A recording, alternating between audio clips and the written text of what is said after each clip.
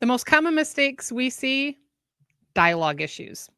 I'm Karin Beery with Right Now Editing, where we turn good manuscripts into great books. And I'm Pegg Thomas, multi award winning author and editor, and we are two editors for 5 minutes. I'm going to go ahead and get this timer started as we talk about dialogue. Now, technically, um, Peg has one specific issue there, and okay, Peg, talk about it, and we'll see how long we can talk about this topic.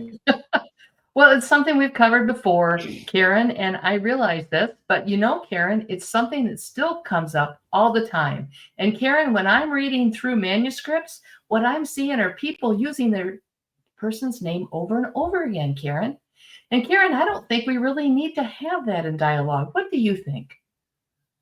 I think that took about 25 seconds for her to say. So we don't want to short you the whole 5 minutes.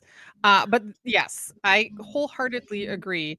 I see that, especially in unpublished manuscripts, but definitely sometimes even in published And manuscripts. published. And when you just have two people in dialogue, like Karin and I are right now, we don't use each other's name over and over again because you just heard me do it Literally, and it sounded weird. literally, we will talk this entire time and never say each other's names This is true. until we start recording. And I say, "Hey, Peg," because it's part of the bit. I want you to know that I'm talking to her. What's happening? So yes, please. And if you were here last week, we talked about unnecessary words and cutting unnecessary words from manuscripts. You can literally cut hundreds of pages of names from dialogue, freeing up 1 to 2 pages for more description or more characterization. So yes, watch that because it's amazing how quickly those names pile up. But since we still have 3 minutes, as Peg and I were chatting beforehand, I have a dialogue thing that I see keep cropping up recently, and it's kind of making me crazy because it's confusing. And so this one, more than being annoying, is actually making it difficult to read. The rule of thumb is all of the actions and dialogue for one character go in one paragraph. And if when the next character acts or speaks, you start another paragraph. Then it's clear to the reader that someone else is doing something. I'm seeing it now where someone speaks and then there's an action and it's a new paragraph, and then there's dialogue again and it's a new paragraph, but that will all be happening from one person. So it looks like one person's talking, a different person's acting, and then the first person's talking again. But then I go down and another different person's talking. Oh, wait, there either someone just jumped into the scene without me knowing, or we have two characters talking at the same. It's very confusing. Um, you don't ever want your reader to have to stop and think about what they're reading.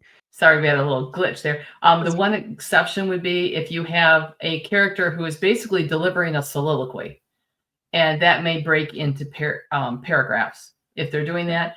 But footnote, readers don't really like to read characters delivering soliloquy. So if you start seeing that, you need to break it up a little bit.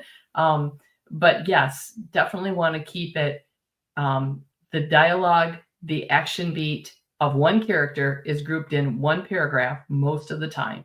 And then a new paragraph starts when there's a new action or new character dialogue, different characters' dialogue comes in. You always want to make it as easy as you can for your reader to follow your story. And honestly, if you do have a character speaking for more than one paragraph into two paragraphs, it's easy enough to show that for your reader because you leave the closing quotation mark off at the end of the first paragraph. And that's a signal to your reader that that person is still talking. So again, you are demonstrating just through punctuation and formatting who's talking to make it easier for your reader. So anything that you're doing that's making it harder, stop doing it. Go back to what's making it easy. So we're gonna end a little early this week. So we got 30 seconds left. Any wise words that you want to share, Peg, before we head out? I'm putting her on the spot. Just when you read through your dialogue, say it out loud and ask yourself, is that how I would say it if I was sitting across from my best friend? Would I be using her name for that? Would I be using Karen's name over and over and over again if we meet on Zoom? No. Okay, so speak it out loud. Make sure it sounds natural. Excellent advice from award-winning author Pegg Thomas. And with that, we're going to say goodbye. And until next week, I'm Karen Beery. And I'm Peg Thomas. Next time.